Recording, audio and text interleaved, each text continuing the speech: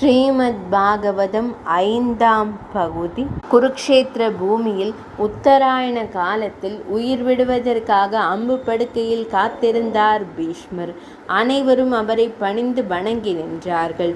பகவான் ஸ்ரீகிருஷ்ணர் பீஷ்மரை காண வருகிறார் என்பதை அறிந்து தேவ ரிஷிகளும் விஸ்வாமித்திரர் முதலான பிரம்ம ரிஷிகளும் ராஜ ரிஷிகளும் இன்னும் பிரம்மதேவரும் நாரத முனிவரும் கூட அங்கு வந்தார்கள். மரண தருவாயிலும் புன்முறுவல் மாறாத திருமுகத்துடன் அனைவரையும் வரவேற்றார் பீஷ்மர். பெரியோர்களை வணங்கி சிறியவர்களுக்கு ஆசை கூறினார். பிறகு தர்மரின் மனக்கலக்கத்தை தெரிந்து கொண்டு அவர் மனமானது தெளிவடையும்படியாக தர்ம நெறிகளையும் ராஜ நீதியையும் விரிவாக உபதேசித்தார் பீஷ்மர்.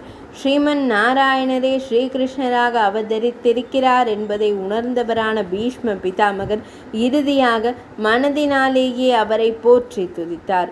கண் இமைக்கவும் மறந்தவராக பகவான் ஸ்ரீ கிருஷ்ணரையே உள்ளம் குளிர தரிசித்தபடி இருந்தார். உத்தராயண காலம் நெருங்கியதும் பகவானின் திருநாமத்தை உச்சரித்தபடியே தன் உயிரை விடுத்து முக்தி அடைந்தார். அவருடைய ஜீவன் ஜோதி வடிவத்தில் பகவான் ஸ்ரீ கிருஷ்ணருடைய உடலோடு சென்று கலந்ததை கண்டு அனைவரும் திகைத்து போனார்கள். பரவசத்துடன் பகவான் ஸ்ரீ கிருஷ்ணரை போற்றி வணங்கினார்கள். தர்மர் பிதாமகர் பீஷ்மருக்கு ஈமக்கடன் செய்து முடித்ததும் ஸ்ரீகிருஷ்ணர் துவாரகைக்கு திரும்பினார். ஸ்ரீகிருஷ்ணரை பிரிந்திருந்த துவாரகாபுரி மக்கள் அவர் வருகையினால் மகிழ்ச்சி அடைந்தார்கள். ஆரவாரமாக வரவேற்று கொண்டாடினார்கள்.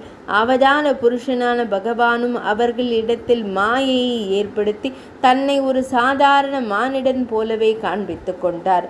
கோபிகைகளுடன் கொஞ்சி குலவி அவர்களை ஆனந்தத்தில் ஆழ்த்தி ஒரு ஸ்திரீலோலன் போலவே திரிந்தார்.